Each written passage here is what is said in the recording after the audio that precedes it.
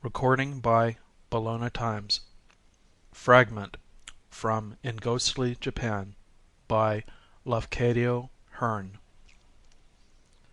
It was at the hour of sunset that they came to the foot of the mountain.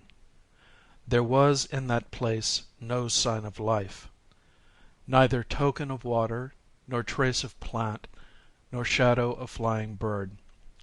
Nothing but desolation rising to desolation, and the summit was lost in heaven.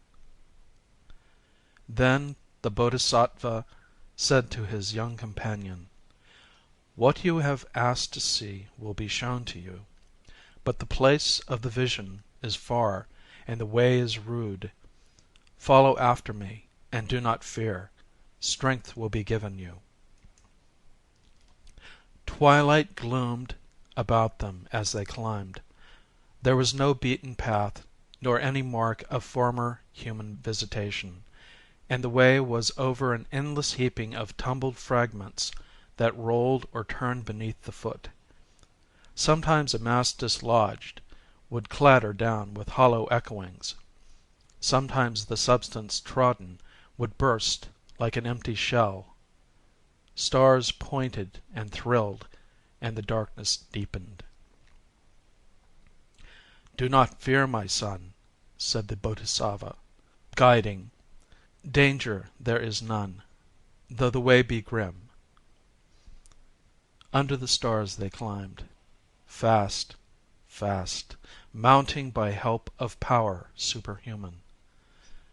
High zones of mist they passed, and they saw below them, ever widening as they climbed, a soundless flood of cloud like the tide of a milky sea. Hour after hour they climbed, and forms invisible yielded to their tread with dull soft crashings, and faint cold fires lighted and died at every breaking.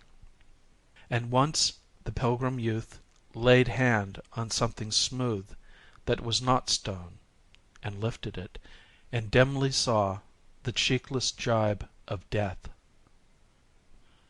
"Linger not thus, my son," urged the voice of the teacher. "The summit that we must gain is very far away." On through the dark they climbed, and felt continually beneath them the soft strange breakings, and saw the icy fires worm and die, till the rim of the night turned gray, and the stars began to fall, and the east began to bloom. And yet they still climbed, fast, fast, mounting by help of power superhuman. About them now was frigidness of death, and silence tremendous. A gold flame kindled in the east. Then first to the pilgrim's gaze the steeps revealed their nakedness, and a trembling seized him, and a ghastly fear.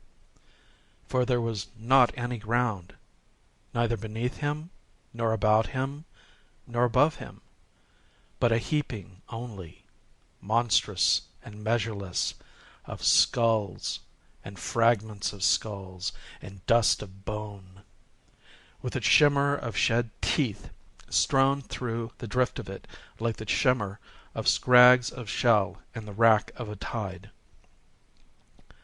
"Do not fear, my son," cried the voice of Bodhisattva. "Only the strong of heart can win to the place of the vision." Behind them the world had vanished. Nothing remained but the clouds beneath, and the sky above, and the heaping of skulls between, upslanting out of sight. Then the sun climbed with the climbers, and there was no warmth in the light of him, but coldness sharp as a sword. And the horror of stupendous height, and the nightmare of stupendous depth, and the terror of silence ever grew, and weighed upon the pilgrim, and held his feet, so that suddenly all power departed from him, and he moaned like a sleeper in dreams. "Hasten, hasten, my son," cried the Bodhisattva. The day is brief, and the summit is very far away." But the pilgrim shrieked, "I fear! I fear unspeakably, and the power has departed from me." "The power will return, my son," made answer the Bodhisattva.